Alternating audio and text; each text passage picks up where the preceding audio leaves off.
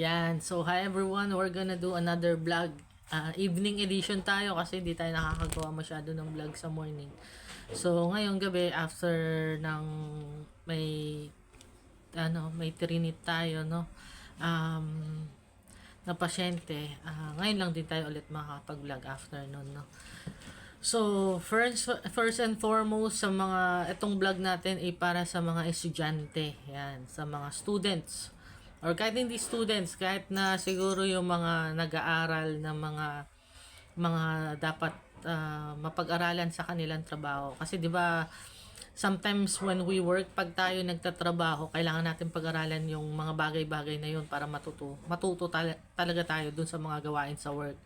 So, para karamdam mo ba, slow ka ba o mahina ka? For example, nasa IT company ka, pero sobrang bagal ng pick up mo, parang ganun, no? Or hindi mo maintindihan yung tinuturo sa iyo nung mga mentor mo o ng professor mo.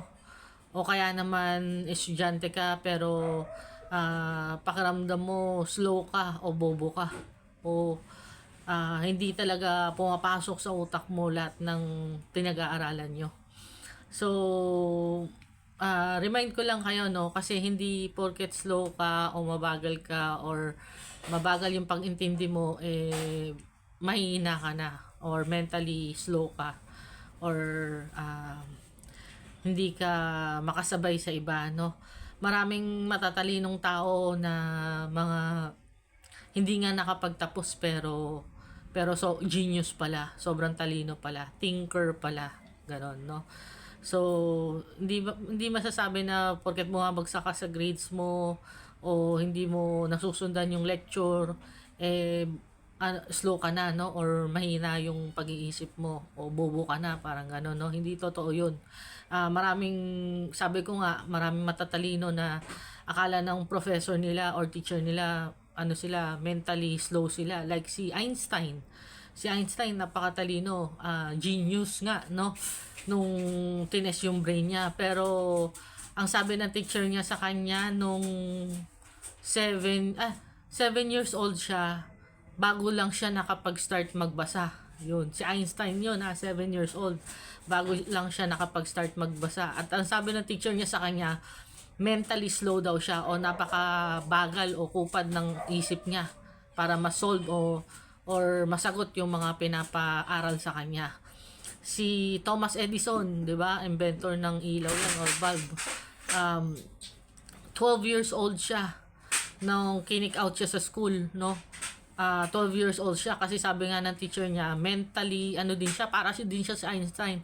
Napakabagal daw ng isip niya na hindi tumatakbo parehas ng regular na utak ng ibang tao or regular students. Si Bill Gates, hindi niya natapos yung Harvard, yung college niya, hindi siya nakapagtapos. Bukod kay Bill Gates, si Steve Jobs, drop out yan ng college. Hindi din siya nakapagtapos pero ang gagaling, 'di ba? Mga inventor ng mga kung ano-ano. So mga thinker sila. Bakit ba dinidevelop yung school? 'Yun ang tanong. Nung revolutionary time kasi, nung dati matagal na panahon na ang mga tao nag-start na din mag-develop ng school, 'di ba?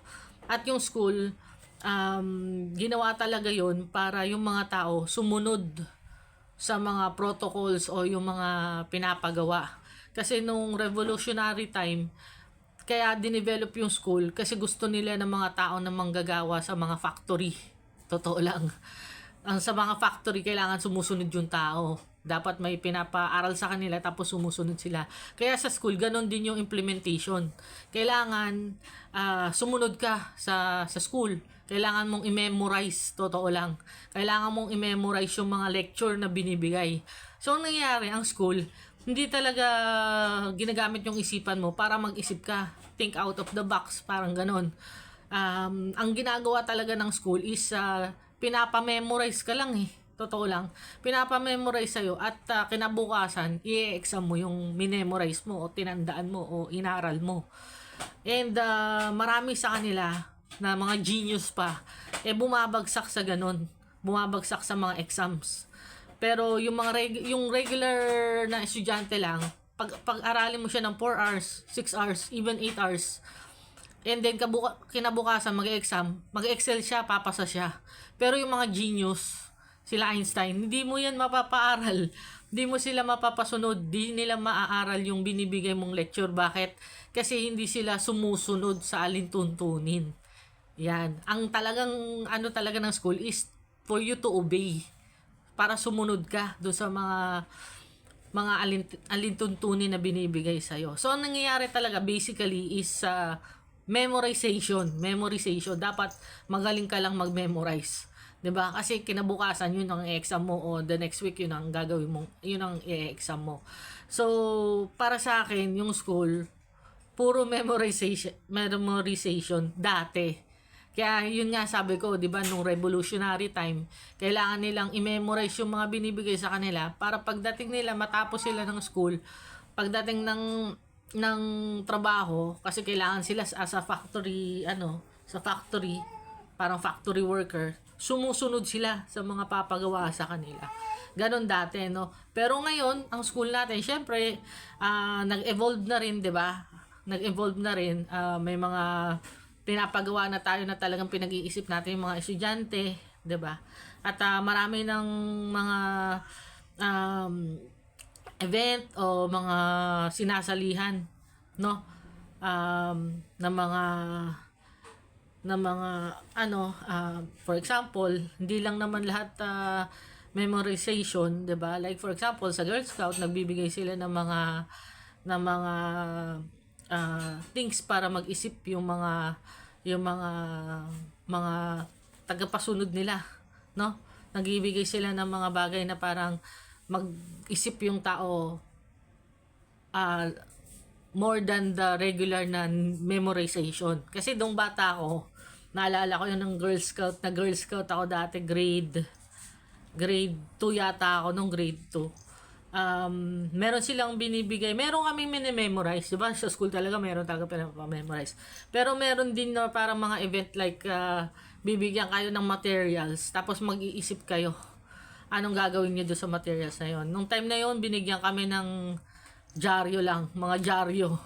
Tapos mag-isip kami ano yung gagawin namin sa dyaryo na yon. So, ang ginawa ko nung time na yon, yung dyaryo, ginawa ko siya ng parang damit from head to toe, naggawa ko ng, binalutan ko yung kasama ko ng dyaryo, tapos design ko lang yun. So, yun, at least nakakapag-isip ka beyond, no, dun sa talagang pinapagawa sa'yo. Kumbaga, bukod sa mga memorization, meron na rin ibang enhancement na nangyayari. Kahit nung college days namin, may mga ganun din na may mga pinapagawa din sa atin na mga for you to think outside the box, parang ganun. So, yun, gusto ko lang pa-impart sa inyo na hindi porket mababa yung grades mo, bobo ka na. Hindi porket mahina yung grado mo, 75, pasang-awa, bobo ka na, parang gano'n, o mahina ka, o wala kang capacity, no? Malamang, ayaw mo lang sumunod dun sa protocol, ayaw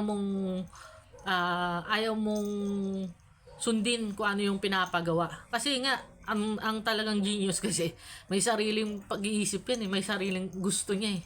Kumbaga, pag binibigyan mo siya ng, kuyari, nung college, chapter 1 to 5, memorize mo parang ganun. Para sa kanya, babasahin niya, pero hindi niya talaga lubusan,